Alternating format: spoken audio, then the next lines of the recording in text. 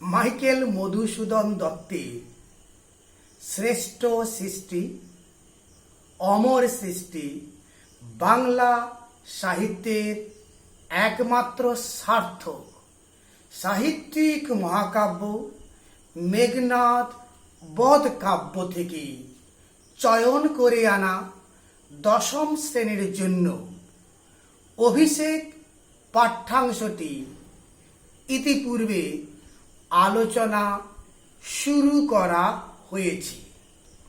প্রথম ভিডিওটিতে মধুকবির কবি প্রতিভা এবং মেঘনাদ বধ কাব্যের পরিচয় নেওয়া হয়েছে।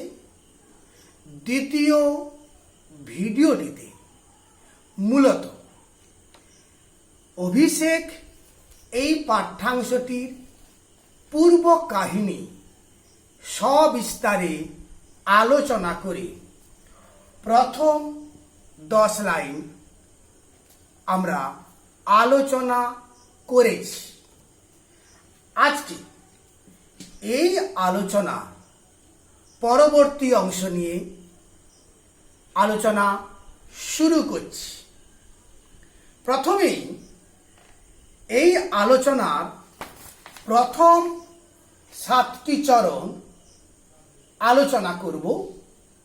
এই আলোচনার শুরুর আগে 7টি চরণকে একবার পড়ে নেব।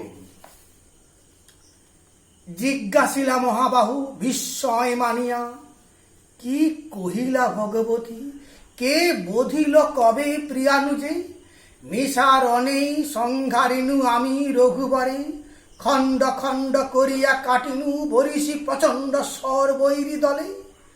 তবে এ বারতা, এই অদ্ভুত বারতা জননী, কোথায় পাইলে তুমি, শীঘ্র কহ দাসী।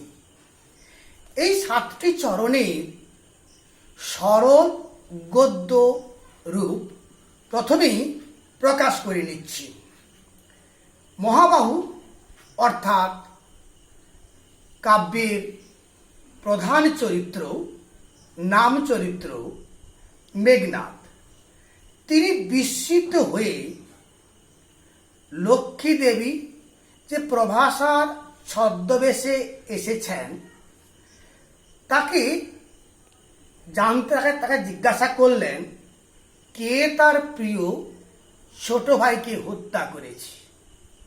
আমরা আগের আলোচনায় এই মেঘনাদ সম্পর্কে বিস্তারিত আলোচনা করেছি, তার ছোট ভাই বীরবাহু সম্পর্কে আলোচনা করেছি। এখানে এই মেঘনাদ আরো বলেছি নিশারণে তিনি রঘুবর অর্থাৎ রামচন্দ্রকে নিহত করেছেন। তিনি স্বর নিক্ষেপ করে শত্রু দলকে খণ্ড খণ্ড করে কেটেছেন। তাহলে তার প্রিয় ভাইয়ের মৃত্যুর অদ্ভুত সংবাদটি জননী রূপা প্রভাসা কি করে পেলেন তা যেন মেঘনাদকে প্রভাসা জানান। এই অংশ থেকে প্রথমত আমরা 3টি অংশ ব্যাখ্যা করে নেব। প্রথম অংশ মেঘনাদের বিস্ময়ের কারণ, দ্বিতীয় অংশ তার নিশারণ, তৃতীয় অংশ অদ্ভুত বার্তা। এই 3টি অংশ আগে ব্যাখ্যা করে নেই। প্রথমত বলা হয়েছে মেঘনাদের বিস্ময়ের কারণ কি। মেঘনাদ এর আগে নিশারণে রামচন্দ্রের সঙ্গে যে যুদ্ধে অবতীর্ণ হয়েছিলেন, সেই যুদ্ধে বীর হনুমান আর বিভীষণ বাদ দিয়ে বাকি সবাই মৃতপ্রায় হয়েছিল। স্বাভাবিক কারণে ইন্দ্রজিৎ ভেবেছিলেন রঘুবর বা রামচন্দ্রের মৃত্যু ঘটেছে।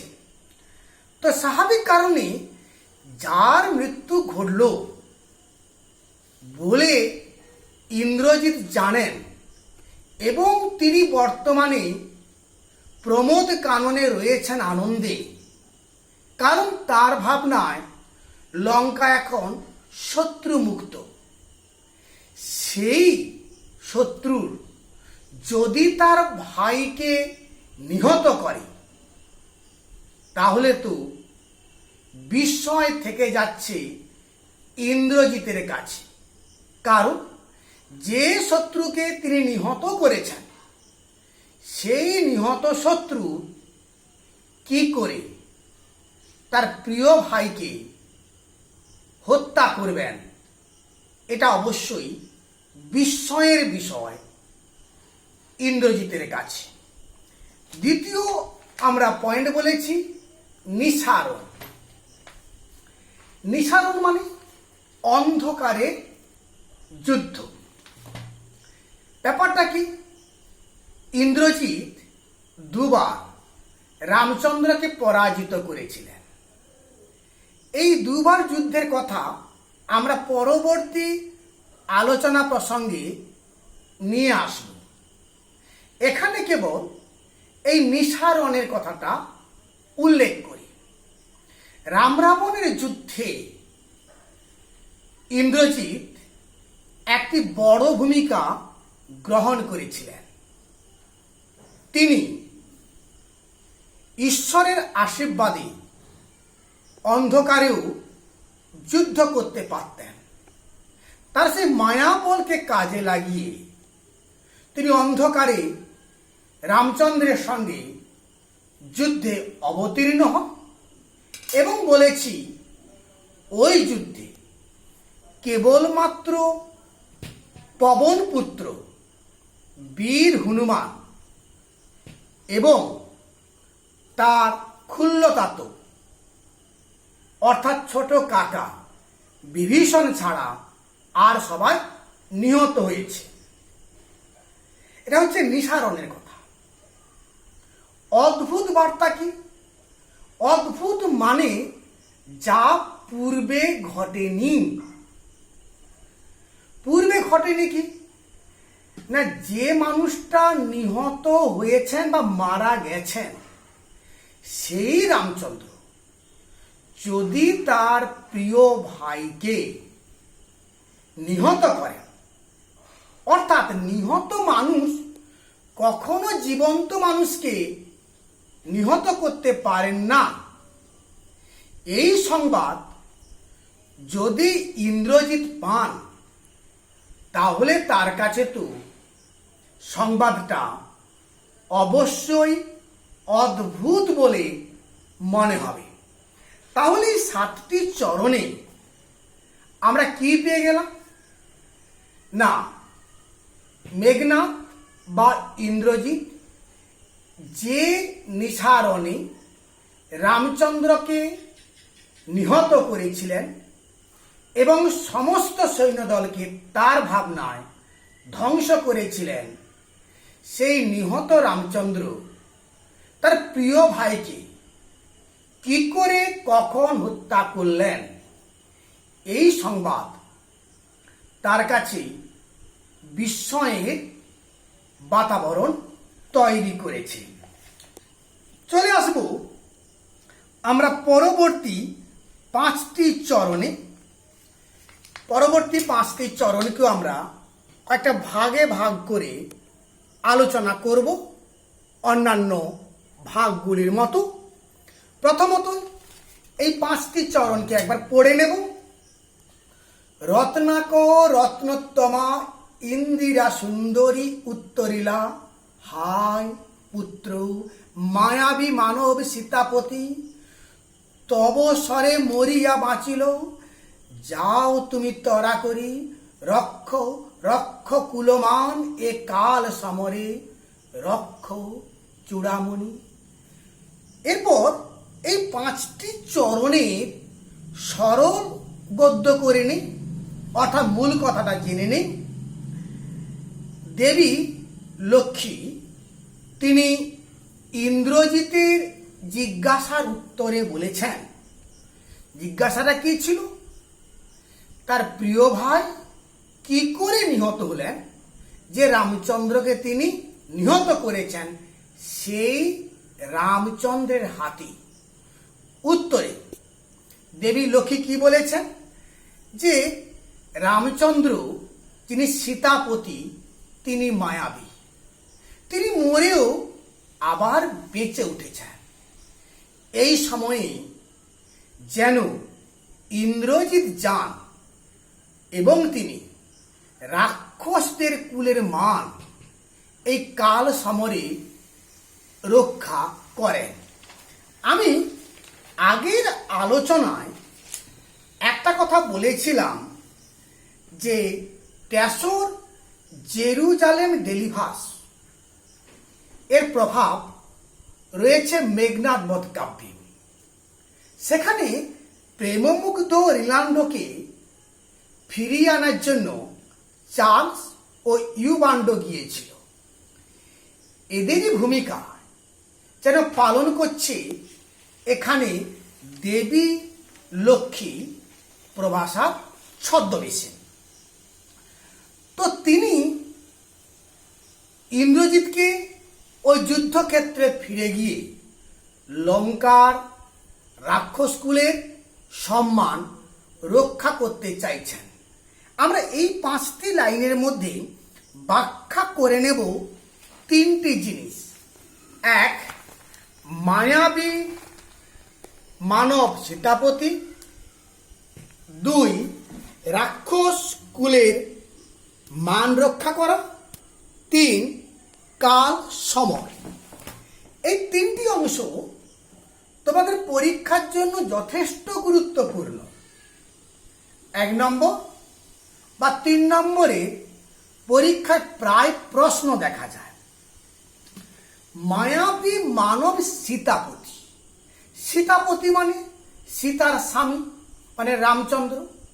এখানে দেবী লক্ষ্মী তিনি রামচন্দ্রকে মায়াবী বলেছেন, মানে যিনি মায়া বিস্তার করতে পারেন, যিনি ইন্দ্রজাল তৈরি করতে পারেন।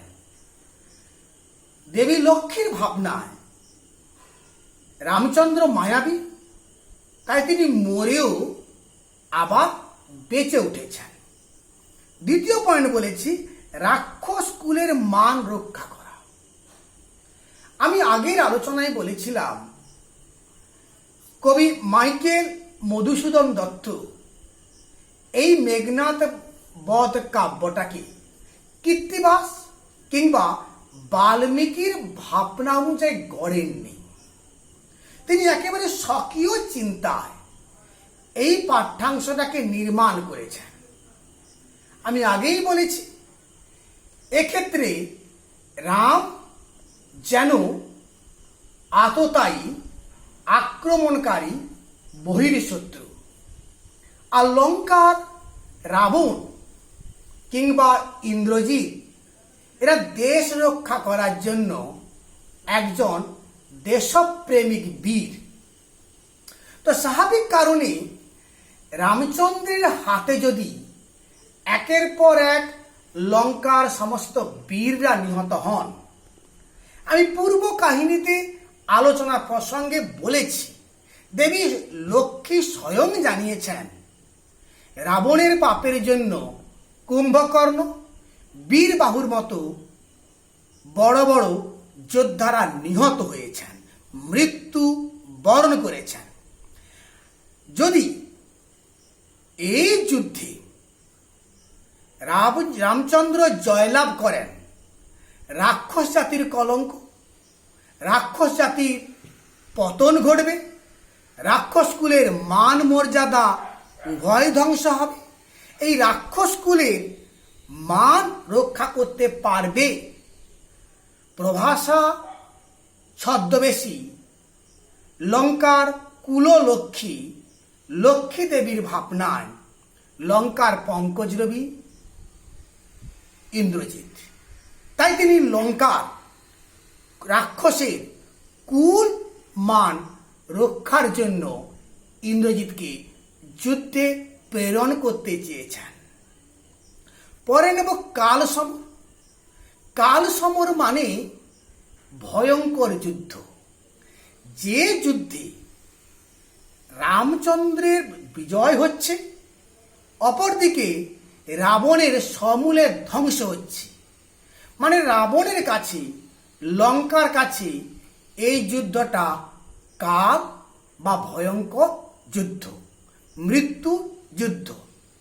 এবার আমরা এখানে দুটো শব্দের একটু শব্দার্থ জেনে নেব, এক রত্নাকর আর এক রত্নোত্তমা। রত্নাকর কাকে বলে? সমুদ্রকে রত্নাকর বলা হয়। রত্নোত্তমা মানে রত্নযুক্ত উত্তমা, শ্রেষ্ঠ রত্ন। তোমরা প্রত্যেকেই জানো দেবর্ষি নারদের অভিশাপে লক্ষ্মীর পাতাল প্রবেশ ঘটেছিল, আর পাতালে গিয়ে সমুদ্রের পত্নী বারুণী তিনি আশ্রয় পেয়েছিলেন। সমুদ্র মন্থনের কালে সেই লক্ষ্মীর আবার সমুদ্র থেকে উত্থিত হয়েছিলেন। তাই লক্ষ্মীকে বলা হয় সমুদ্রকন্যা কিংবা সমুদ্রের শ্রেষ্ঠ রত্ন। তাহলে আমরা এই 5টি চরণ থেকে কি বুঝতে পারলাম? না, সমুদ্রের কন্যা, শ্রেষ্ঠ রত্ন দেবী লক্ষ্মী, তিনি ইন্দ্রজিৎকে জানিয়েছেন রামচন্দ্রের মায়ার কথা, যে মায়ার বলে রামচন্দ্র মরেও জীবিত হয়েছেন। আবার এই কাল সমরে রাক্ষসদের মান রক্ষা করার জন্য শ্রেষ্ঠ বীর ইন্দ্রজিৎ যেন যুদ্ধক্ষেত্রে যান। পরবর্তী অংশে নিয়ে নেব আমরা আর 10টি চরণ। আগে পাঠ করে নেই। ছিঁড়িলা কুসুম দাম রোষে মহাবলী মেঘনাথ, ফেলাইলা কনক বলয় দূরে, পদ তলে পড়ি শোভিল কুন্তল, যথা অশোকের ফুল অশোকের তলে আভাময়, ধিক মোরে কহিলা গম্ভীরে কুমার, হা ধিক মোরে বৈরী দল বেড়ে সরল লঙ্কা, হেতা আমি বামা দল মাঝে, এই কি সাজে আমারে দশানতার্য, আমি ইন্দ্রজিৎ আনরথ তরা করি, ঘুচাবো এ অপবাদ বোধির পুকুলে। এই 10টি চরণের আগে আমরা সরল গদ্য অনুবাদ করে নিই। রয়েছে কি?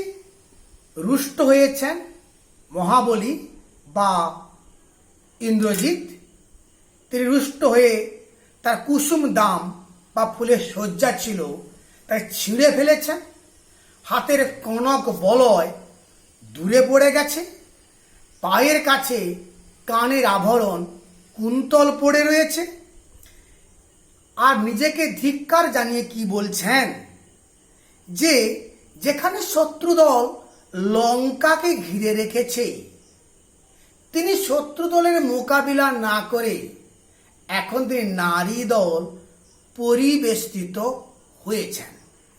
তার এই যে অপবাদ, তিনি এক্ষুনি তা ঘুচিয়ে দেবেন, আর এই জন্য তিনি দ্রুত রথ আনতে বললেন।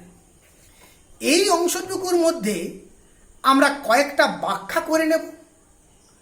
প্রথম ব্যাখ্যা মেঘনাদের কুসুম দল ছেঁড়া, দ্বিতীয় ব্যাখ্যা আত্মধিক্কারের কারণ, তৃতীয় ব্যাখ্যা নেব অপবাদ ঘুচানোর ভাবনা।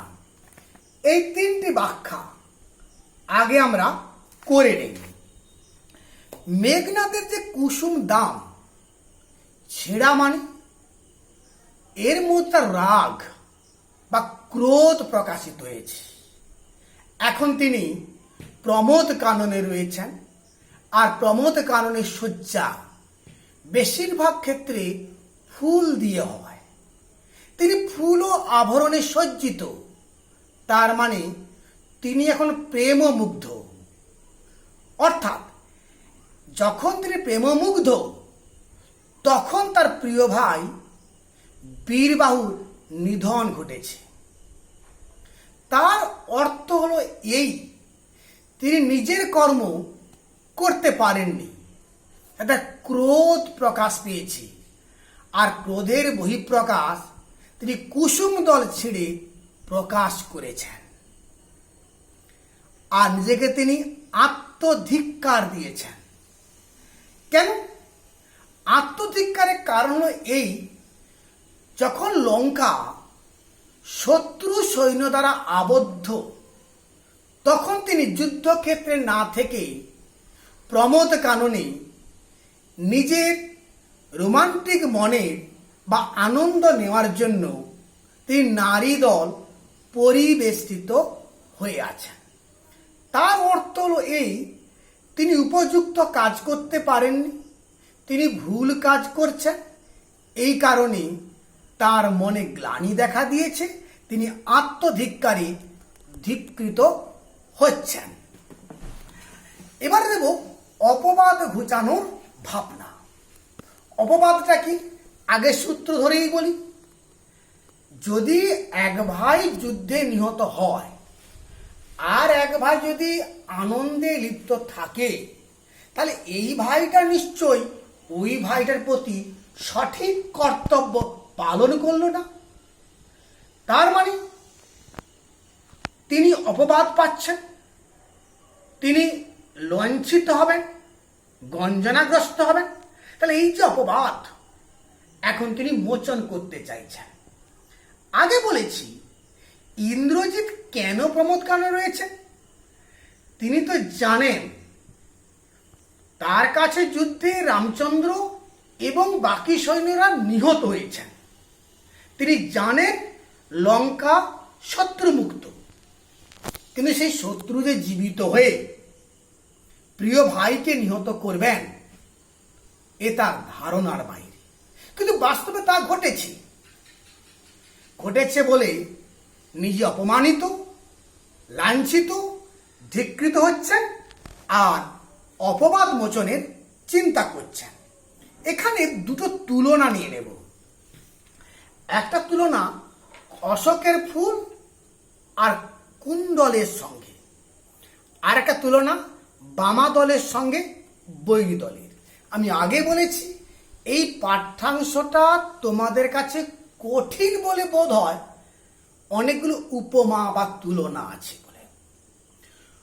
অশোক ফুল যখন গাছ থেকে নিচে পড়ে, গাছের নিচটা যেমন আভাময় হয়ে যায়, ঠিক তেমনি ইন্দ্রজিতের কানের কুণ্ডল যখন নিচে পড়েছে, সেটাও তেমনি আভাময় বলে মনে হচ্ছে।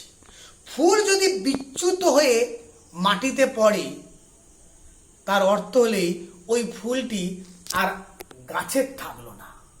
এখানে ঠিক তেমনি এই যে সৌন্দর্যের সাজ কুণ্ডল ছিল, তার এই সাজ তার প্রয়োজন নেই বলে তাকে নিচে ফেলে দিয়েছে। এই দুজনের সৌন্দর্যকে উপমা করার জন্য কবি অশোক ফুলের সঙ্গে কুণ্ডলকেও উপমিত করেছেন। বৈরী দল মানে শত্রু দল। যে শত্রু লঙ্কাকে অবরুদ্ধ করেছে, শত্রু মানে কে? রামচন্দ্র, লক্ষ্মণ এবং বানর সেনা।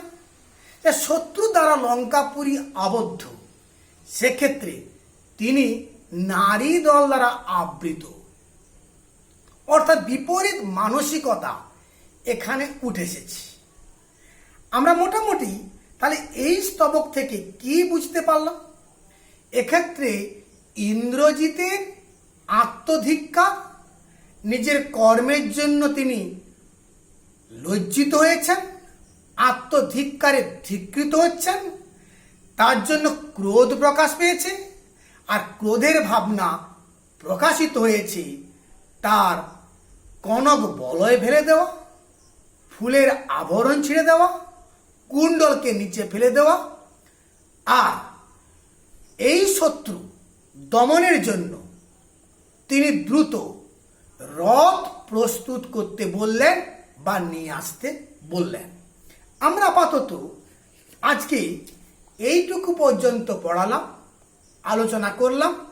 বাকি অংশ আমরা পরবর্তী ভিডিওতে আলোচনা করব। তোমরা প্রত্যেকটি আলোচনা মনোযোগ সহকারে শুনবে। আশা করব তোমরা আলোচনাগুলো শুনবে এবং তোমরা এই পাঠ্যাংশে ভয় থেকে মুক্তি লাভ করবে।